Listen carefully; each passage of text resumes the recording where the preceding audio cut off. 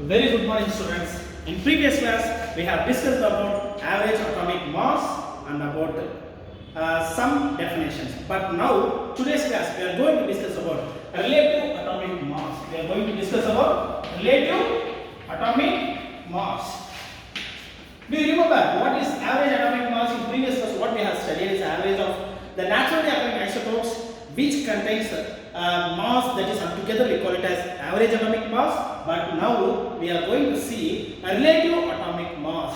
The word itself we can analyze that a relative atomic mass is nothing but relating a standard atom and averaging that atomic mass, that we call it as relative atomic mass. In previous ancient years, what we come to know, hydrogen, take it as one. This hydrogen element as standard, they have measured all the other elements.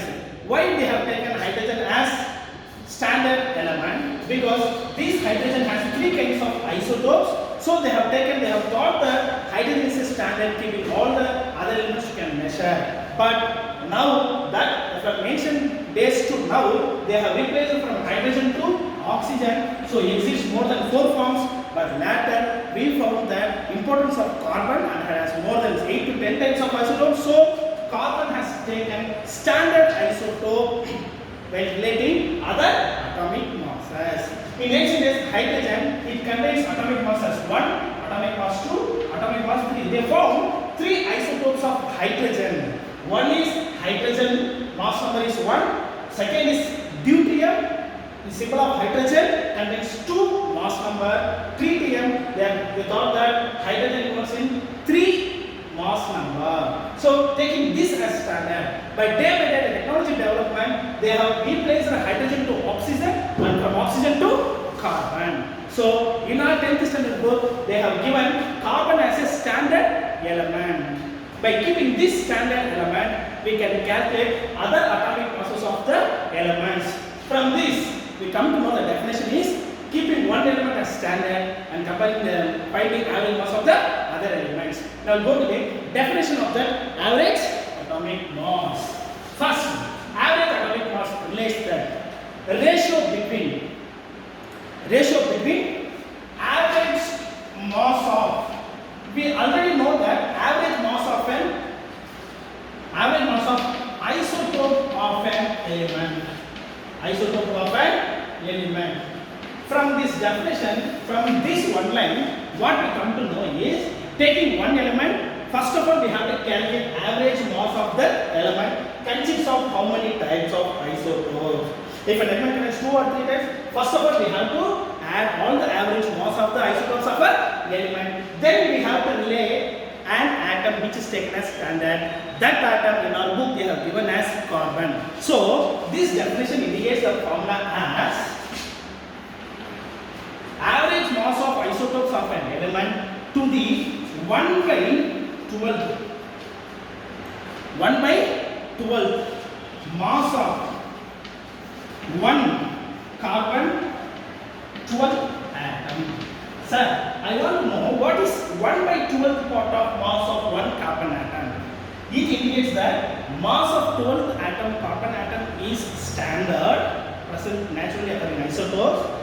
Comparing this one of as an element to the divided by 1 by 12th part of mass of 1 carbon 12 atom. Carbon 12 atom is taken as standard. This is the definition. The formula they have given as definition as well as the formula. By writing this formula, we can define also. How we can define relative atomic mass or standard atomic weight. The other name for relative atomic mass is standard atomic weight. Relative atomic mass is defined as the average ratio between average mass of isotope of an element for divided, we can say 2, TO2 to the 1 by 12 part of mass of 1 carbon 12 atom. This is relative atomic mass. The previously hydrogen was replaced by oxygen, oxygen was replaced by carbon. This is the relative atomic mass. Now, this 2 mark important question we have to read and write and see. By next publication they can ask, or by next year they will ask as 2 mark question. Whether will be 3 mark by writing definition of the formula. Next topic we will go relative atomic mass. Next topic is molecules. As we know already learned in our lower classes that we mean by molecule? Molecule is nothing but combination of two or more atoms. Two or more atoms by chemical bonds. By chemical bonds. We call the definition as a molecule. Atoms, two or more kinds of atoms together to form a molecule which is formed by force called chemical bond. In our book, they have given two types of molecule. That is homoatomic molecule and another one is heteroatomic molecule. In the word itself, we can conclude that homo and hetero. Homo means same. Homo means same. Same or similar. Same or similar. We can say hetero are different kinds